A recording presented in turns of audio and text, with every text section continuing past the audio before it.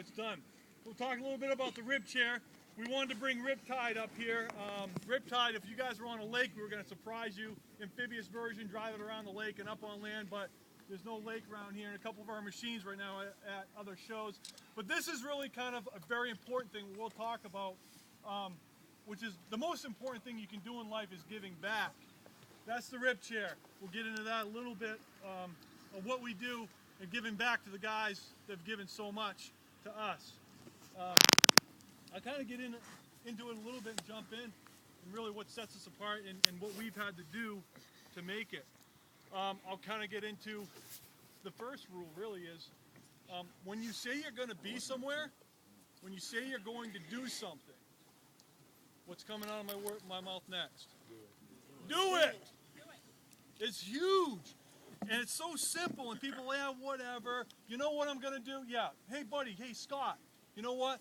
Yeah, I'll meet you at the ballpark on Saturday, right? Okay, fine. We'll be there. Guess what?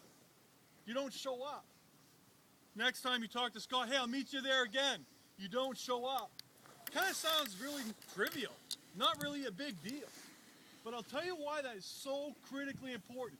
You will not find somebody that has made an establishment for themselves, that has made it or done whatever, whether it's money, whether it's sports, whatever, that has not lived up to their word. That's the first bottom line, because that sets up the most important thing. It tells people that you're dependable. When you say you're going to do something, whether it's just throwing away the trash to meeting somebody, you've got to be there. That is so critically important. If we say we're going to be there, we will be there. So that's really kind of the first thing. You want to go in about something else? No, you're actually doing a great job. I'm pretty impressed. This is the way it always works. So that's really kind of important. I'll go ahead. Pass it off. You're doing a good job, thing. No, actually, if you want to talk about some of the stuff we do for the community, and like Jeff said, one of the most important things is to give back. And we've been blessed in a lot of different ways with what we do and the gifts that we've been given through our lives and the people that we've had a chance to meet. And so it's always good to give back. And one of the vehicles we were able to bring out to you today, it wasn't our show, is the rib chair. And it's actually kind of perfect because this is a vehicle that we built for the men and women abroad that have fought for our own freedoms. And I know sometimes today it's overlooked what they do for us, but it's not overlooked by at H&H. And there's some of these men and women that come back that have lost their freedom because they have been blown up or shot. And they like to hunt and fish too.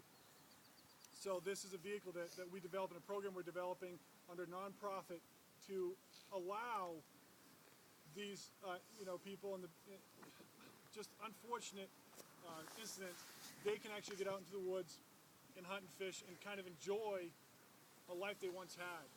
So even though Jeff and I are very busy with military contracts and what we're doing, there's always time to make sure that you're doing something for somebody else. And I know that's a very important thing for Boy Scouts, and it is for H&H. So never forget, no matter how busy you are, that giving back is one of the most important things you can do. For us, in this instance, it was kind of fun because we were able to build a pretty awesome machine. So you can also make it fun, but never forget that. Give back. Yeah. Another thing too is when you're asked to do something, what we try to tell our guys, our employees, and people we work with, don't complain about it. You could be doing something one day. You could be doing the best job in the world.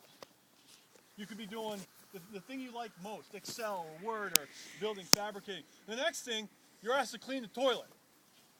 Don't complain about it, just do it. Because what that does is that sets you up as an asset. Everybody wants assets. When you're an asset, you get given special privileges.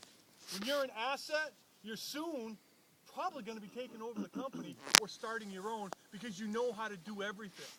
So it's really important. Do every job you can. Learn it. Don't be afraid of it. I don't want to do that. That's not for me. In my opinion, do it because that's really going to set you apart and you're going to be a big asset. I have to use my cheat sheet over here, and I do have we're gonna pass these out later. Guys, I swear we do this all the time, Jeff. What are you doing?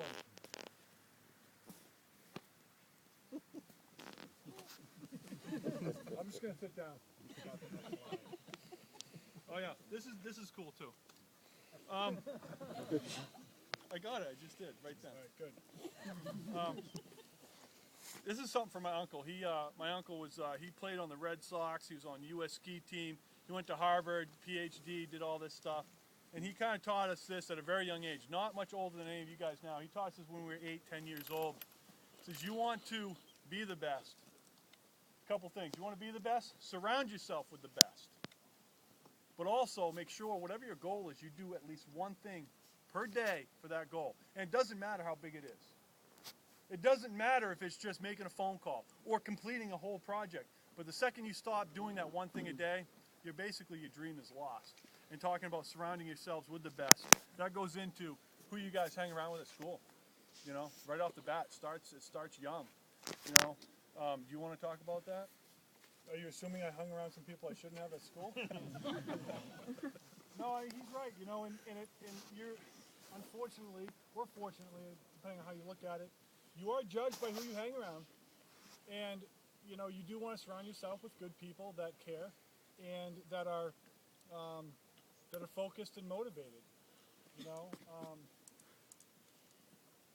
you have to.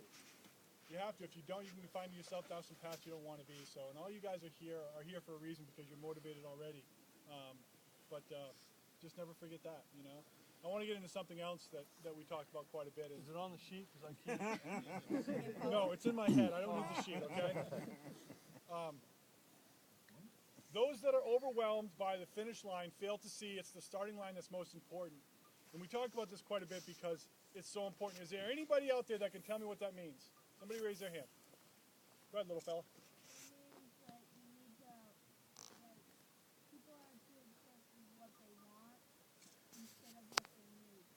Not bad, close. Not bad. Good job. Anybody else? The roommate always say, if you don't make it to the finish line, just say, oh, better luck next time. Don't say, man, that wasn't fair, blah, blah, blah. Be like, okay, I made a mistake somehow. Right, right. Yep, don't complain about it. That's good. Let me repeat it. Those that are overwhelmed by the finish line fail to see it's the starting line that's most important. It means that, like, let's say I want to invent a machine that will dig a hole 1,000,000 feet deep. Okay. If I think that that's too hard, like that would be the finish line. Like if I think that that's too hard, the way to get to that is to just start. Bingo. Like, you can't just start. Bingo. Good job. That's exactly it. No matter what your goal is, I mean, it could be you want to be the next pianist to play at Carnegie Hall, or it could be you want to be the next monster truck driver that beats Gravedigger or Team Mintz, or you want to be the next downhill skier that's #1 in the world. Whatever it is, if you get overwhelmed by the complexity and the hard work that it takes to achieve that goal, you won't ever do it. Because guess what? Here's the starting line, and you're over here looking at it, and you see this over here. This is the finish line, and you're over here, and you're going, I don't know. It's kind of hard just to get I like there. a better analogy. There's the start line. And the finish line you can't see. It's way over there. You're there. You're not looking at what's in And front you're of you. focused over there, and that focus is going to debilitate you. So, what we've learned as H&H, one of the main reasons we're successful is to start it. Find a good starting point and start. And once you're here, things look better. Once you're here, things look a lot better. It's kind of like climbing Mount Everest. If you're at the base of Mount Everest and you look all the way up there, like that, you're going to be a little overwhelmed. Get to the first start point. Make sure you're prepared once you're at that start point. Make the next one. Make the next jump. They do that in 9 to 10 steps. So, while Jeff looks at his cheat sheet, we'll all just wait and make it feel really uncomfortable. It's been a long day. Do you guys know what? Any questions? Actually, I want to pose this out. What is the most important thing to Mike and I? What would you say the most important thing to Mike and I is? Giving back. Very close. That's the second. Family. There you go.